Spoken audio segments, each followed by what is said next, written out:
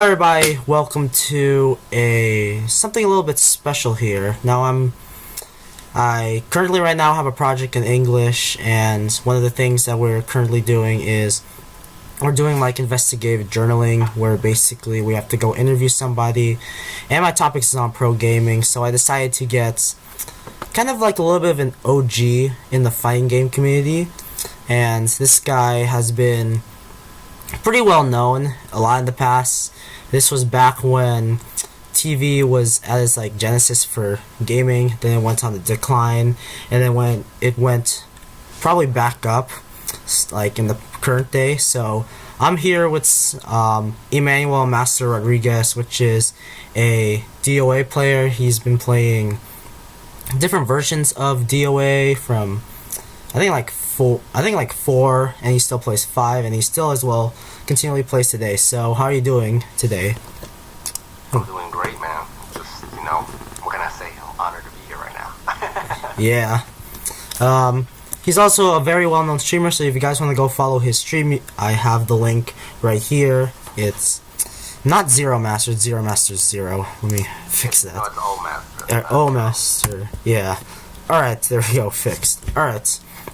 So I'm going to be asking him a few questions about eSports, about different aspects of it. So let's start off with, tell us a little bit about yourself. I already told a little bit about you, but can you go a little bit more in depth about your career in general, I think, as a player? Yeah, absolutely. So, like you mentioned, my name is Emmanuel Master Rodriguez.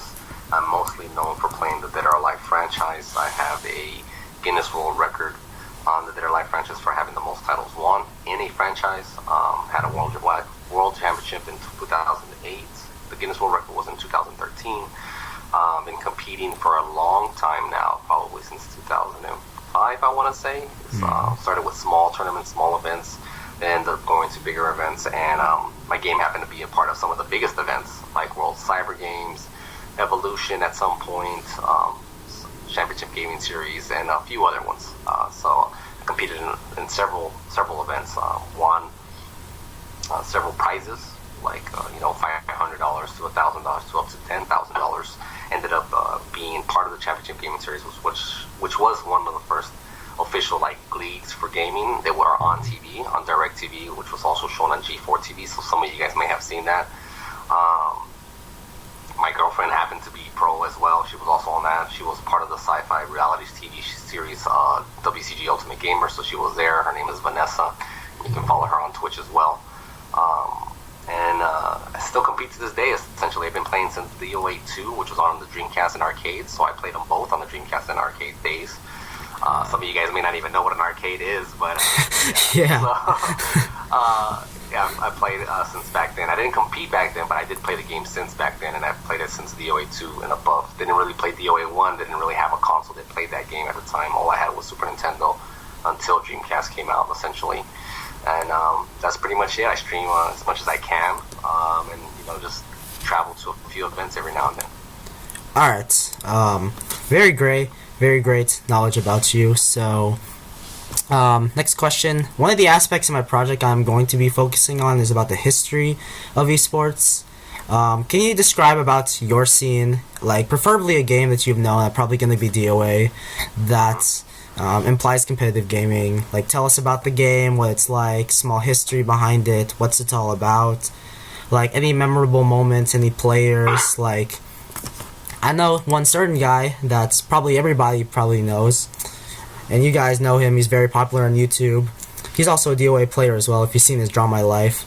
So, yeah. Just tell us a little bit about the game, DOA, and how its evolution towards this day, because even today, it has a brand new generation game. Yeah, absolutely. So Dead or Alive, for people that don't know, is a fighting game. So anybody that's seen maybe Street Fighter or Tekken can kind of relate to what I'm talking about. It's essentially that same concept. It has a unique mechanic of being able to counterattack your opponents in certain moments, but the game has changed throughout the years a little bit, adding more stages, more characters, and so on and so forth. Some of the personalities, like myself, Vanessa, and Suzy, who is the big YouTuber that he was kind of touching base on. Suzy's a huge YouTuber. He's essentially a movie star at this point, but he started kind of his foundation to the entertainment business through Dead or Alive. So it was kind of cool by being a professional gamer himself on DirecTV. Same like some of us that have also competed with him or even against them at some point, and we're still good friends and everything. I think some of the most memorable moments, I mean, there's a lot of memorable moments. I mean, since the day we got drafted for the Championship Gaming Series, which was at the Playboy Mansion, and then meeting celebrities like Vin Diesel, Exhibit, what's it called? Meeting up with other great gamers as well, like Fatality, who's well known in the space. Of course, talking to other players in the fighting game community, since we're playing a fighting game, like Justin Wong, Daigo, and stuff like that. So it's really cool to just kind of like see how the fighting game community has progressed, and gaming in general has progressed now. I think for us though, it was a little unfortunate that we were kind of a little ahead of the curve. Twitch and all that stuff wasn't really mainstream, so we didn't get to get that hype train until afterwards. Now that it's kind of building up again because of the whole recession and all that stuff. But I think it's been really cool. I think the way gaming is getting known again with E-League and other big leagues coming out right now, like ESL and stuff like that.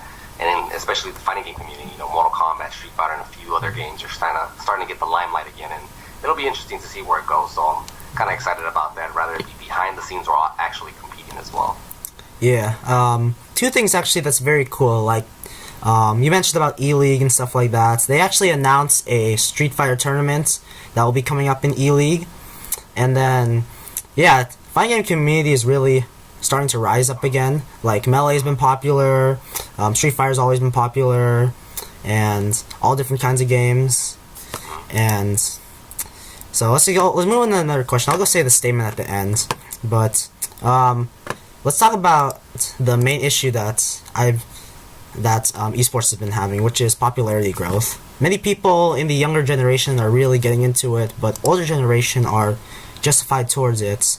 They're saying like, oh, this is really like BS or stuff like that. Can you explain why the younger generation really likes esports compared to the older generation who likes more traditional sports? I think the older generation, for the most part, don't understand how the game is played overall. I think they don't have that knowledge, and I think the younger generation automatically has the knowledge. They kind of grow up with it, whereas they didn't grow up with it. So I can understand their frustration as far as viewing it, or trying to understand it, or trying to accept it as an actual sport. It's kind of like if a perfect thing is like the NFL, right? So everybody in America loves the NFL. It's like one of the biggest sports in the nation, all right? But outside of America, it's like you really don't hear about NFL too much, or anything related to American football. You know what I'm saying? So everything else is usually soccer. You know what I mean? So to them, it's like, they don't see football as like the number one thing. They see soccer as the number one thing. So it's kind of the same kind of concept in the sense that it depends on how you were raised or what's been around you long. And with gaming, the way it is now, the way it's so immersive with social media, streaming, fan bases, competition is really big now. Like it's kind of, it almost makes a game thrive if you have a really good competitive scene to it. So to a lot of younger players, that are playing young and are starting to compete at young level, they can relate to it very easily, because it's something you grow up with, and a lot of people accept it. And anytime you grow up with something like that that's constantly around you, it's like you start to respect it. You start to really want to be a part of it and grow with it. So I think that's why there's so differences between the young crowd and the older crowd. All right, very interesting. And then it's kind of like a little bit of a follow-up, but like, what's so great about esports? Like, have there been a recent or favorite event that you've ever been to that very much interests you when you've ever competed or seen? First, to answer the first part, I think is what's so interesting about esports is that so many people understand gaming to a certain extent now that everybody can relate to it and can appreciate it up to a certain extent now. So it's like, even if you're an amateur, or maybe if you only play like Candy Crush or something like that, you still understand that there's like a certain level of skill to play that game. So whenever you see another game, you can, to a certain extent, just understand like, hey, it takes skill to do all of that. I may be, just matching three things here and there, but they're doing combos, or they're doing headshots, or they're doing whatever it is that they're doing, and I can appreciate that up to a certain extent now, whereas before you couldn't really do that. So I think that's what's really interesting about you know, everybody just being involved with it. And then the other part is just kind of like, I mean, it's really just evolving overall. I mean, I just think it's really, really interesting how more and more people accept it overall. Alright, so next one. My project, we have the main issue, which is the one I talked about, but then we also have a few side issues that relates to how programming is treated by others. One of them is about stereotypes. Well, it's kind of a little bit the similar touch about the older generation doing a lot of stereotypes, saying that this is like for mostly like normal white people, and people even call them fat no-lifes. What do you think of the racial diversity, and how is this very great as being a worldwide thing instead of a just like mostly American thing or European thing or stuff like that? Yeah, I think the first part is everybody plays video games, no matter you know generally how old you are. I mean, you may play, like I said, Candy Crush or something like that, and some of you guys might be playing like something like Ninja Gaiden or something like that. You know what I mean? Or maybe something like Street Fighter or Counter Strike or something like that. So there's different players in different games in general, and I think the fact that it's so worldwide, like when a game releases, like an app or a new game is released, you know, all over the world. I mean, everybody can play it, and you can play it online in some cases. So, or in most cases, really, you can play it online. So, I think that builds a lot of diversity, and I think the whole mentality of like, oh, you know, being a slob or not, you know, doing anything, or even living in your basement. Basement was like the longest thing that, you know, gamers live under the basements or something like that, on their parents' basement. But today is like, you can go literally to any bar and you start a conversation. Chances are, you know, maybe that person plays Madden, or maybe that person plays, you know, Mortal Kombat or something like that. Chances are that they may like, yeah, I used to play it, or maybe I still play it, but not as much, you know. It's like, it's an actual conversation now. It's not something like, oh my God, you play that, what a loser. I was like, no one's a loser just for playing games, you know. Everybody does it now. So it's interesting how common it is now, and that no one really looks at you that way. I mean, I guess some people still kind of bully you a little bit about that, but there's guys that are freaking swole that play games, and you know, they're very passionate about games. And there's slim guys or fat guys. There's all kinds of guys, and there's blacks, whites, everybody. There's like it's so diverse. It's so diverse. It's like it'd be one of the few, I guess, sports that like has so much diversity in it, in my opinion, because it's just like everybody can. It's so accessible to everybody. You know, so many people can just access it as long as you have like a monitor and an internet connection, practically. You know what I mean? So I think it's really interesting. Alright. Next thing, it's kind of a little bit touched, as we said before. Like, a lot of these questions are a little bit touched from before, but another thing is that a lot of people continually debate if pro gaming should be a recognized sport. Do you think that eSports should be a recognized sport? Why or why not? I think, regardless of what I think, it's gonna become a recognized sport. There's so much support. Gamers, a lot of people underestimate gamers a lot, and the gaming community likes to back each other up a lot. Like, if you, for some reason, as either a development company or even as somebody like an outside big company, like, does not like respect it or does not acknowledge the fact that there's something growing there, like, the gaming community will just blow up on your face practically. Like, if you, as a developer, you don't recognize your own, you know, fan base or your own demographic, they'll practically destroy the company. They'll just be like, you know what, you don't respect us, then we don't need to play your game, and they'll just answer with dollars. And then same for like bigger companies that, you know, like, oh, you know what, we're not supposed to, you know, sponsor that stuff, or maybe we shouldn't sponsor that stuff, or maybe we won't do it too much. You really only hurt yourselves, because the more support you show to the gaming community, the more faith they have towards that company, or the more respect they have towards that company, or the more they appreciate that company, because of the fact that it's like, hey man, you know, Red Bull is doing this and that and the other for, you know, these big events. It's like, man, I can respect Red Bull, because Red Bull is like family to me now, because the gaming community is that close. You know what I'm saying? You never want to, the gaming community always wants to stay close together, and anything that breaks them apart, it just riles them up, and it's just like, they always stick together. So esports or gaming is going to end up becoming, you know, it's going to become a sport, a legitimate sport, even if you don't want it to. I mean, it's just, there's so many players. I mean, there's so many people that want that to happen, and so many people play games that it's hard for it not to happen. Like, a lot of the stats that I've actually been getting is that a lot of people are starting to get more in esports, and it's even going to probably surpass the NFL as well, because a lot of people are trying to get into it. They're trying to compete, and Exactly, and I think it surpassed the viewership. Like, people think that maybe people don't see players like play games, but you'd be surprised. Like, the viewership for like Dota and League of Legends, the viewership alone, I think it was like bigger than the NBA. It was like the NBA Finals had a certain amount of views, in the freaking League of Legends was like above that. Like, if it's bigger than the NBA, I mean, that in itself, numbers always speaks to people. And if the viewership for a video game is much higher than the NBA Finals, there's an issue right there, and there's something that needs to be addressed. You know what I'm saying? It's like, hey, this needs to be pushed up there, like alongside with all these other sports. And like you said, I think the way it's progressing constantly, and especially since the economy is getting better too, which helps gaming, it's gonna surpass the NFL at some point. Yeah.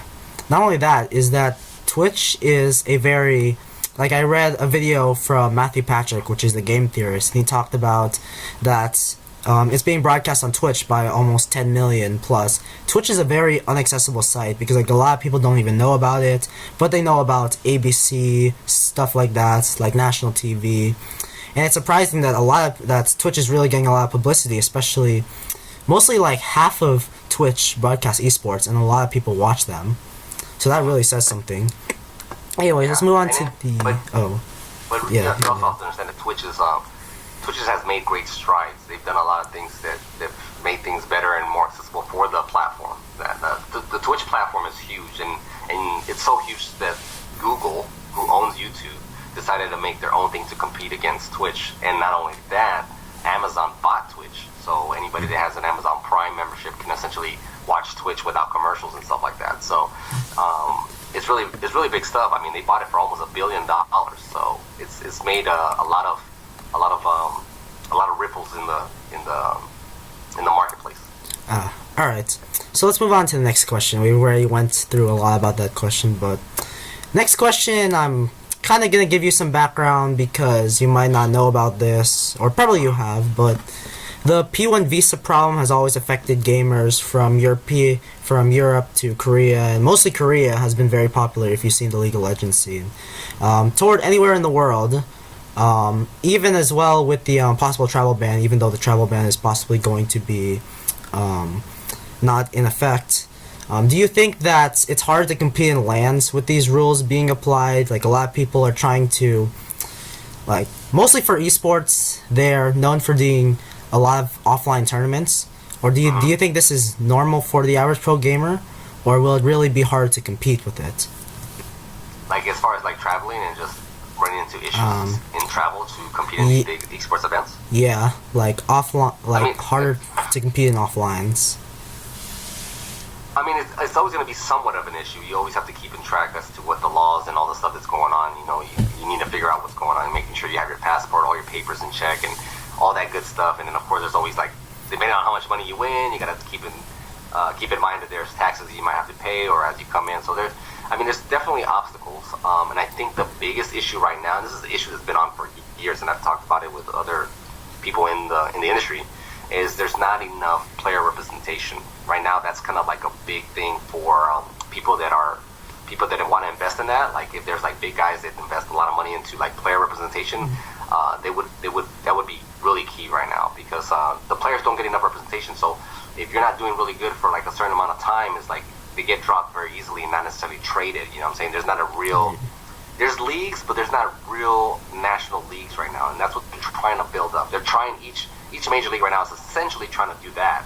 And the moment they build a national league, or the moment that they start to recognize that the players need to be taken care of a little better, then it'll go to the next level. And that's kind of like the issue that every player is facing. So that way, whenever there is international competitions, if the player is already taken care of, then you don't have to worry about a lot of that stuff, because the player doesn't have to worry about that. You know, the less the player has to worry about that, the more that they can do.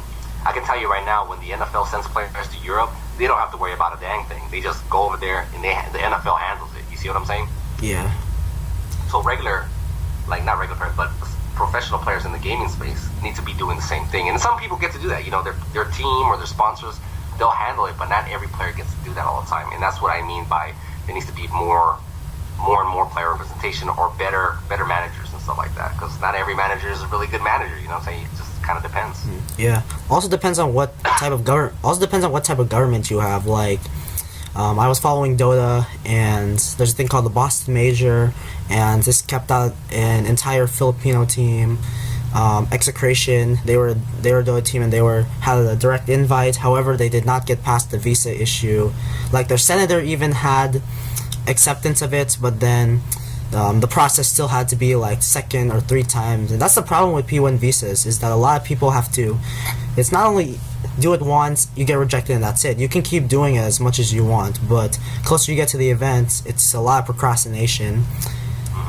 Yeah. And then last side issue we have is potential cheating allegations, and one of the problems mainly in the Counter-Strike Global Offensive scene is the use of Adderall, which is a drug to enhance focus towards gameplay. What are your overall thoughts on basically like steroids for gamers, technically speaking? Do you think people should be tested even though people are already tested, and what should be the main punishments if they are in the use of Adderall? And then that was there was an article about that, and I've read a little bit of it, and I think it's kind of, I don't want to say it's cheating, because to some extent maybe they do need it, but I mean, I feel like it's a very gray area. I don't 100% agree with it. I think, anybody, I never use Adderall. I never used any kind of like medication to improve my concentration or anything like that ever in my entire career. But I think it is kind of like, if they can use it, then I should be able to use it. And then you also have to consider that it's a highly controlled substance. So then there's a high chance of, addiction, and that can lead into like bigger problems. And then, so there's like a lot of, like I said, gray areas that you have to consider before deciding if it's going to be allowed or not. But I lean more towards not. It shouldn't be allowed. I feel like, if you are a basketball player, and you have a basketball player that, they say, oh, you know what, I need all this testosterone and steroids, and the other player is like not using it because they don't necessarily need it, and then they have to compete against each other. Obviously, it's going to be an unfair advantage. You know what I'm saying? It's not going to be the same thing. It's not going to be the same player. So you have to. There's a lot of issues that need to be addressed with that, and I personally don't agree with the use of any substance to make yourself any better than the next player. If you can't do it on your own, then maybe this is not the sport for you. You know what I'm saying? Not everybody can play basketball as good as Michael Jordan. Not everybody can play the NFL as good as Tom Brady. So that's kind of like one of those things that you have to either give and take as to what you want to pursue. You know what I'm saying? I can't probably be the best Counter-Strike player. You know what I'm saying? Granted, I've never really tried, but at the same time, maybe that's just not in it for me. You know what I'm saying? I can't be, but that doesn't mean I automatically get to use Adderall to be the best Counter-Strike player. You know what I mean? Yeah. So it's I don't agree with it. I don't agree with it overall, but there is some gray areas that need to be addressed. All right. 2 more questions. Oh, and also as far as cheating outside of just substance, I would say that anything that's considered cheating is only usually based off of a glitch or something that's in the game that wasn't noticed. That's usually how it works. And if the rules don't cover those glitches or not aware of it, then it's almost like anything goes. Kind of like the Wild Wild West almost. Until they find out that it's a glitch, and then they're like, okay, next time we have an event, that's banned.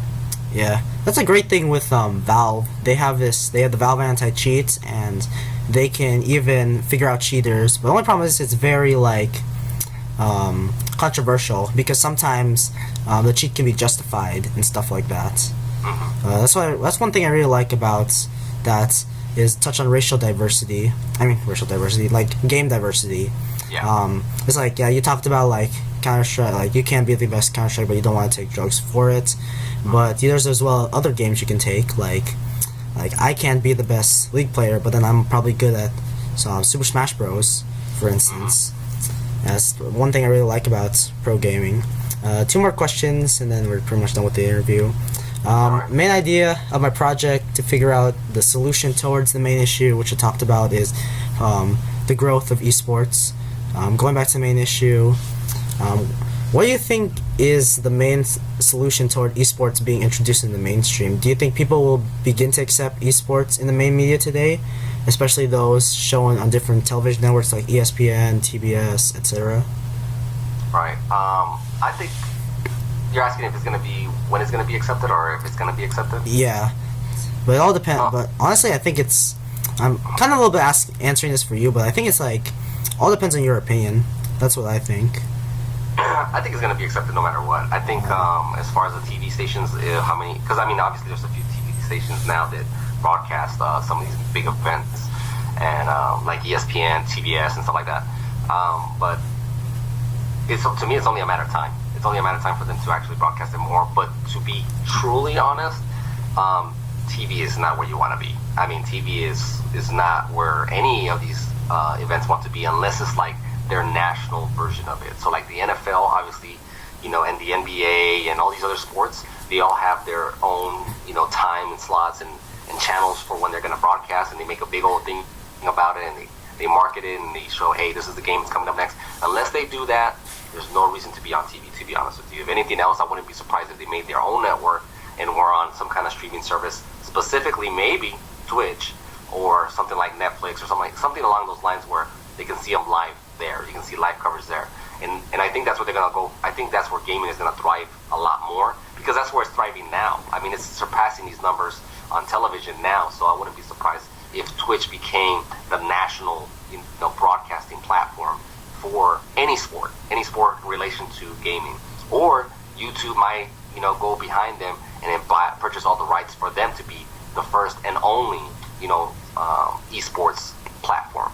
So I think that's where it's really going to head at, because a lot of people don't want to constantly just watch TV. They want to see it either on demand or they want to see it live on the spot. And I think that's the best way to do it. Yeah, I think a lot of things I sound like more statistics. It's like a lot of people lean towards an internet connection, or like Netflix, for example. Like a lot of people like to go on Netflix, and a lot of people really like the internet culture instead of the cable culture. That's right. What I've heard.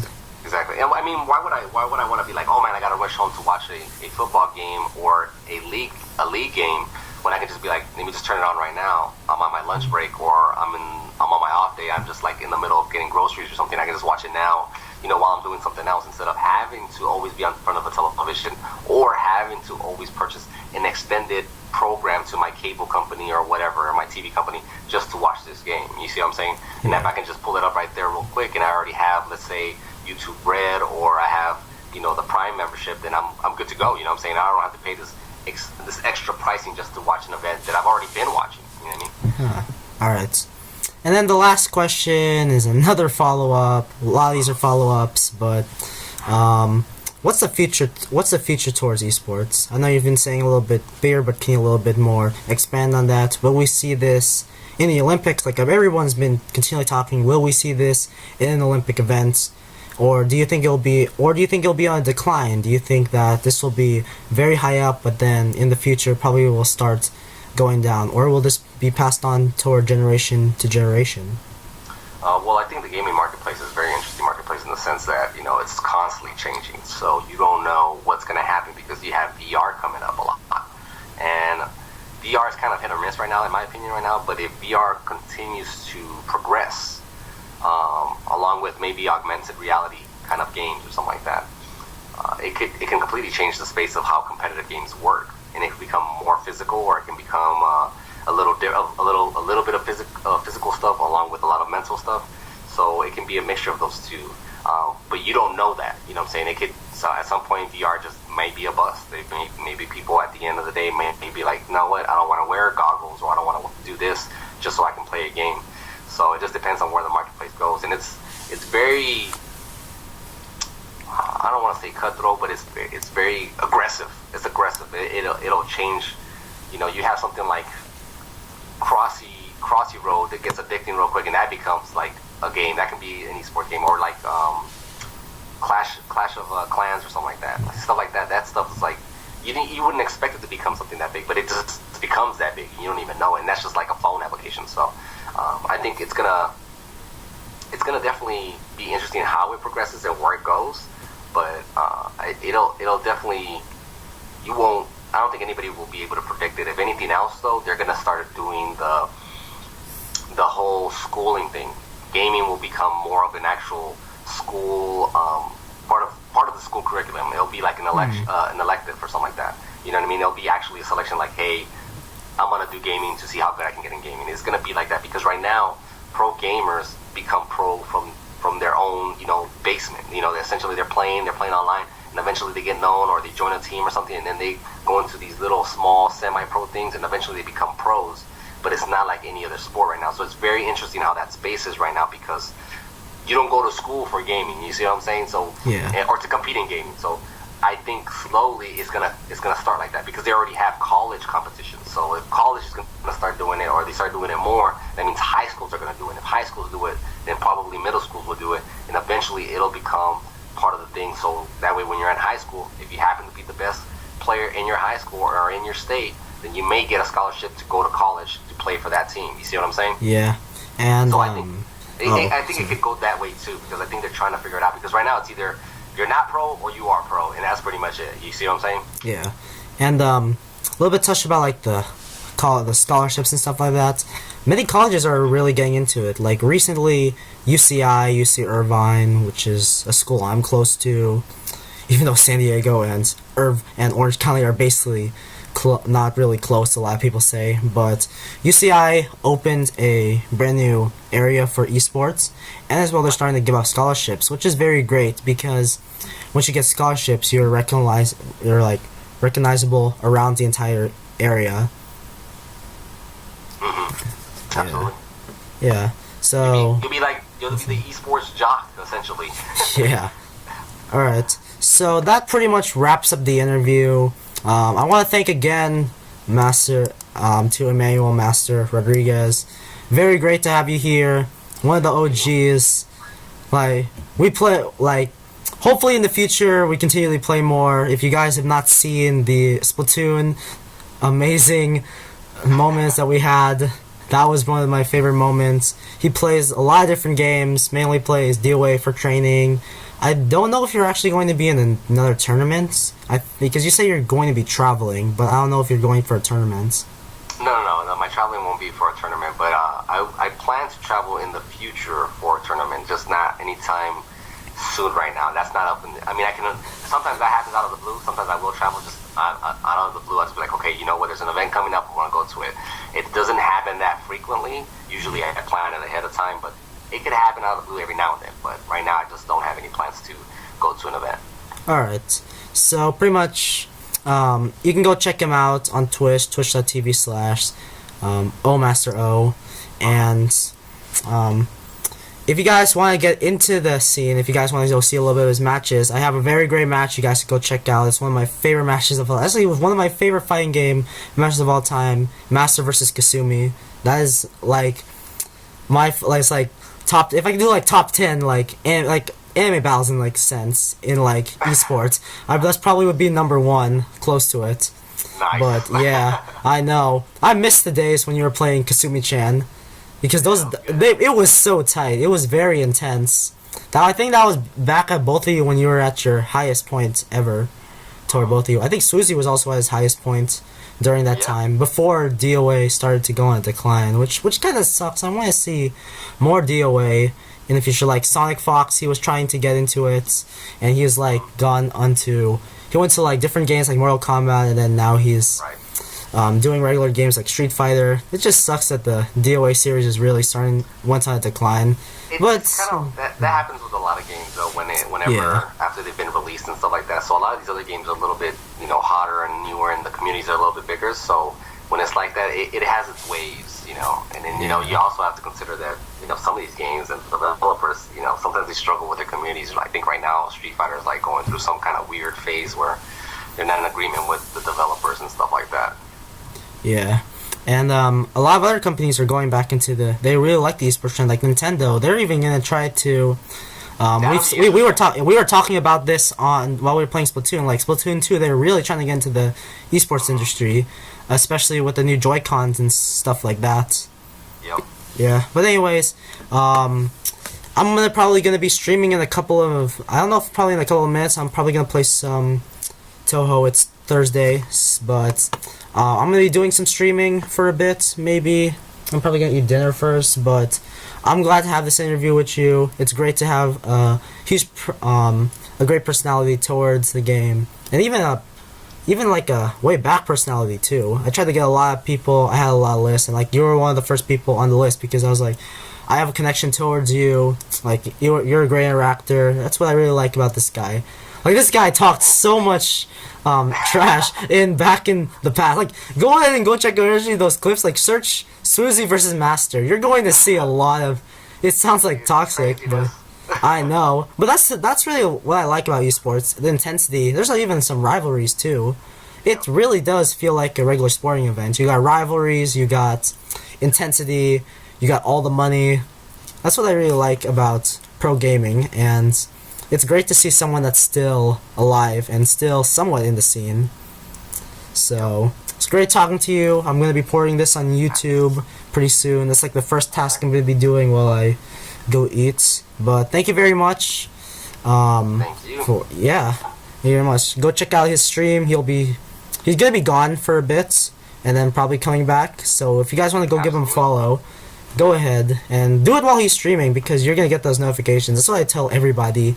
Go follow me while I'm streaming. Anyways, that's pretty much it. Put those notifications on, man. Yeah. Anyways, thank you guys for watching. If you're watching this on YouTube, Twitch, whatever. Yep, we'll see you later.